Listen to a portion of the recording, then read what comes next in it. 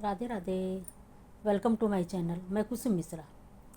आज के इस वीडियो में मैं आपसे नवरात्र व्रत के समय हमें कौन कौन से नियमों का पालन करें जिसमें कि हमें व्रत के दौरान नियमों का पालन करने पर हमें पूर्णता की प्राप्ति हो, मतलब हमारे जो हम पूजा पाठ करें उसमें हमें सफलता मिले, माँ हमें आशीर्वाद दे। तो ऐसे कौन से उपाय हैं जो कि मैं अपने इसी वीडियो में आप सभी से शेयर करना चाहूँगी। और साथ में मैं ये भी बताऊँगी कि अगर आपके घर में नकारात्मकता बहुत अधिक है तो आप कौन से उपाय करें, और इन दिनों नवरात्र में ही हम कौन सा ऐसा उपाय करें जिससे कि हमारे घर में माँ लक्ष्मी की कृपा बरसे। तो आदि से संबंधित जानकारी मैं अपना इसी वीडियो में आप सभी से शेयर करना चाहूँगी। तो प्रिय दर्शकों, आप वीडियो पूरा देखिएगा, प्लीज़ बीच में स्किप मत करिएगा, जिसमें कि आप पूरी जानकारी प्राप्त कर सकें। तो प्रिय मित्रों, सबसे पहले तो हमें इस बात का ध्यान रखना है कि सिर्फ भूखे रहने से व्रत की संपूर्णता नहीं होती, क्योंकि ऐसा संभव हो तो कितने लोग ऐसे गरीब लोग हैं जिनको भोजन नहीं मिलता, तो उनको भगवान प्राप्त नहीं जाते।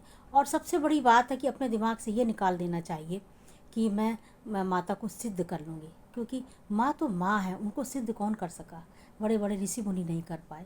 तो उनको उनकी हमें सिद्धि ना प्राप्त करा के हमें उनसे उनका प्यार, उनकी ममता, क्योंकि माँ की ममता ही हमें चाहिए जिससे कि हमारा जीवन सुखमय हो जाए। चाहे वो फिर मंदिर की माँ हो अथवा हमारे घर की माँ हो, इन दोनों को भी हमें प्रसन्न रखना चाहिए जिसमें कि हमारा जीवन सार्थक हो सके। तो चलिए, सबसे पहले हमें क्या करना चाहिए। नंबर एक, तो हमें सबसे पहले व्रत के दौरान हमें ब्रह्म मुहूर्त में उठना चाहिए। अगर ब्रह्म मुहूर्त में नहीं उठ सकते हैं तो आपको सूर्यास्त के से पहले उठना चाहिए, क्योंकि भगवान जब सूर्यदेव आए तो उसके पहले हम उनका स्वागत करें, ना कि वो हमारा स्वागत करें कि अब उठें हमारे भक्त लोग। तो ऐसा कुछ नहीं। सबसे पहले आप सूर्योदय उठिए और नहा धो के तुलसी और सूर्य को जल देने के बाद अपने मंदिर गृह में आ जाइए।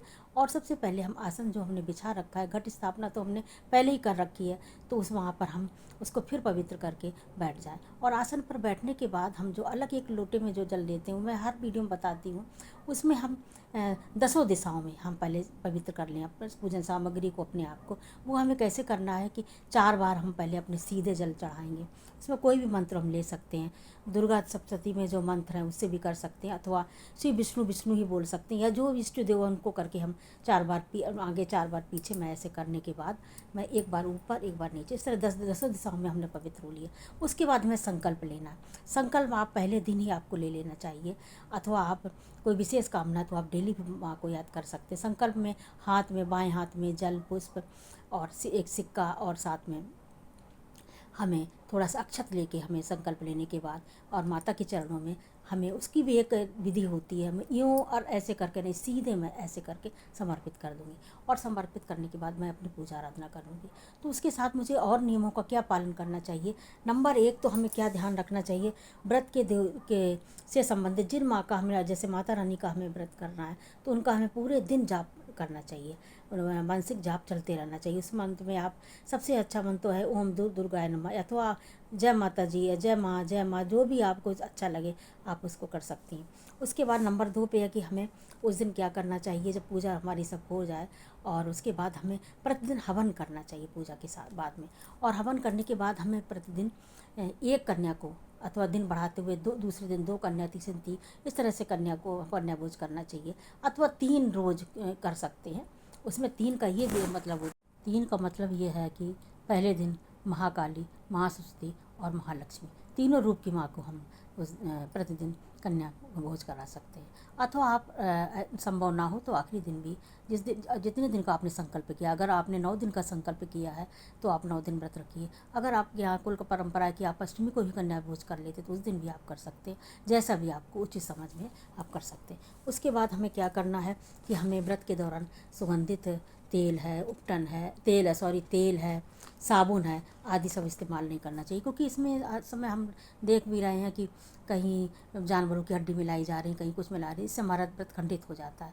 तो हमें इन सब बात का ध्यान रखना। पुराने ज़माने में भी उपटन लगा के चेहरे पे लगाने के बाद, शरीर पे लगाने के बाद धोते थे, और साबुन भी लगा के धोते हैं।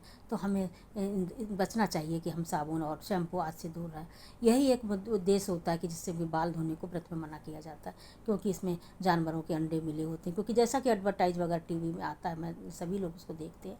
तो इस दिन इसीलिए व्रत पहले दिन ही व्रत के एक दिन पहले ही बाल धो के, और 9 दिन तक नहीं बाल धोना चाहिए। और उसके साथ हमें क्या करना चाहिए कि बाल नाखून आदि सब हमें पहले से ही काट लेना चाहिए, व्रत के दौरान नहीं करना चाहिए। इससे भी हमारा व्रत खंडित हो सकता है। और उसके बाद हमें ब्रह्मचर्य का पालन करना चाहिए, जैसा कि धर्म सिंधु आदि उसमें लिखा हुआ है कि ब्रह्मचर्य का पालन करने का मतलब कि अष्ट चीज़ें, मतलब देखना, सुनना, बोलना, या जैसे हम लोग मोबाइल में कुछ देख लेते हैं, इन सब चीज़ों से बचना चाहिए। तो इससे भी हमारा चाय कॉफ़ी आदि का भी हमें सेवन नहीं करना चाहिए। इससे क्या होता है, ये भी एक नशा है, इसको भी बचा लेना चाहिए। परंतु अगर आप नहीं रख पा रहे, आपके सिर में दर्द हो रहा, कोई तकलीफ हुई, तो आपने अगर नहीं चाय पी तो आपको पूरा दिन दिमाग में चाय रहेगा, पूजा पाठ नहीं कर पाएंगे। इसलिए आप उसको भी कर सकते, जैसा भी आपके लिए संभव। उसके बाद आपको क्या ध्यान रखना है कि अलग बिस्तर में सोना चाहिए, ब्रह्मचर्य का पालन करना चाहिए। अब अलग बिस्तर का ये मतलब नहीं कि आप एक दूसरे को टच छू ना सकें, ऐसा कुछ नहीं है। बस ये अपने भावनाओं में और उसमें, क्योंकि आपकी एनर्जी जो है ना वो दूसरे में चली जाएगी, इसलिए सबके साथ नहीं सोना चाहिए। अलग बिस्तर, जो असाधक हैं उनको अलग ही बिस्तर में सोना चाहिए। और उसके साथ में धरती पर सोने के साथ आप तखत में भी सो सकते हैं। और उसके बाद अगला नंबर आता है कि क्रोध ना करें। अब क्रोध न करने का मतलब कि बच्चों पे तो कर सकते हैं, परिवार में बच्चे हैं छोटे हैं तो उनको तो मना करना चाहिए, बात बाकी और लोगों से क्रोध न करें, जो किसी की बुराई ना करें, ये भी एक बहुत बड़ा पाप है, इससे आपका भी व्रत खंडित हो सकता है। तो इन सब बातों का भी ध्यान रखें। और उसके बाद क्या करें, आप चंदन की माला से महालक्ष्मी के नामों का जप कर सकते हैं, माता के नामों का जप कर सकते हैं, संकीर्तन कर सकते हैं।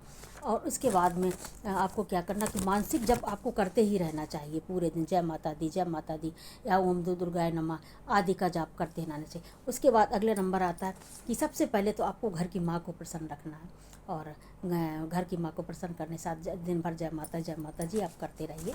तो इससे भी आपका व्रत संपूर्णता की तरफ आपके जा सकता है। और ये भी आप जाप कर सकते हैं इसके बाद अगले नंबर पे कि प्रथम शैलपुत्री द्वितीयं ब्रह्मचारी तृतीय चंद्र घंटित कुष्ठामंडे चतुर्थम पंचम स्कंद माता षष्ठम कात्यायनी च सप्तम कालरात्रि महागौरी च नवम सिद्धार्थी नव दुर्गा प्रकीर्तात। ये भी कह सकते हैं, या ये भी कह सकते हैं ओम सर्वमंगल मांगल्ये शिवे सर्वासात की शरणे त्र्यंबके गौरी नारायणी नमस्ते। आपको जो अच्छा लगे उस मंत्र का आप जाप कर सकते हैं। अथवा आप जय माता दी इस तरह से करके भी अगर दिन भर माँ के उसमें ध्यान लगाए रहेंगे तो भी आपका व्रत संपूर्णता की तरफ जाएगा और माँ प्रसन्न होंगी। और अब इसके बाद ये तो कुछ उपाय रहे, उसके बाद मैं एक विशेष उपाय बताना चाह रही हूँ। 2 उपाय हैं। नंबर 1 पे तो अगर आपके घर में नकारात्मकता बहुत है और आप बहुत परेशान हैं, तो इसके लिए आपको क्या करना है कि आप 108 नींबू लीजिए। फ्रेश नींबू हैं जिनमें ऊपर नोक सी बनी होती, मतलब एक जहाँ डाल से टूटा हुआ नहीं, जहाँ से डंडी से टूटा हुआ था वहाँ बना हुआ हो, और तो उसकी 108 की माला बनाइए और अपने सर पे 7 बार, जिसके जो घर का मुखिया है या फिर सभी लोगों को पर उसको आप बार करके 7 बार, और किसी मंदिर में जाके पुजारी जी को दे आइए, वो चढ़ा दें। अथवा अगर आप ऐसा नहीं कर सकते हैं तो आप 2 नींबू ही लेके माँ के चरणों में समर्पित करिए, और आखिरी दिन हवन वाले दिन आप उसमें डाल सकते हैं, अथवा आप उसको बहते पानी में विसर्जित भी कर सकते हैं, और इसके साथ आप ज़मीन में भी गाड़ सकते हैं। तो ये तो आपका उपाय रहा कि आपके घर में अगर बहुत निगेटिव एनर्जी है तो उससे आपका उपाय होगा, और आपको बुरी नज़रों से भी आप बचेंगे। ये नवरात्रों में करने वाला बहुत विशेष उपाय है। और नंबर 2 के बाद जो हमारा दूसरा उपाय है वो धन धान संपदा के लिए है। वो महालक्ष्मी जी का उपाय है कि अगर घर में धन की कमी है और आप बहुत कमाने के बाद भी आप परेशान हैं, तो इस नवरात्र में आप जिस दिन महालक्ष्मी का दिन आता है उस दिन आप क्या कर सकते हैं कि एक लाल कपड़े में, शुक्रवार के दिन एक लाल कपड़े में आप 11 कमलगट्टे के दाने और पीली कौड़ी, 5 पीली कौड़ी और थोड़ी सब पीली राई के सरसों के दाने, उसको आप पीले पोटली में बांध के और नवरात्र भर आप माँ के चरणों में समर्पित करिए।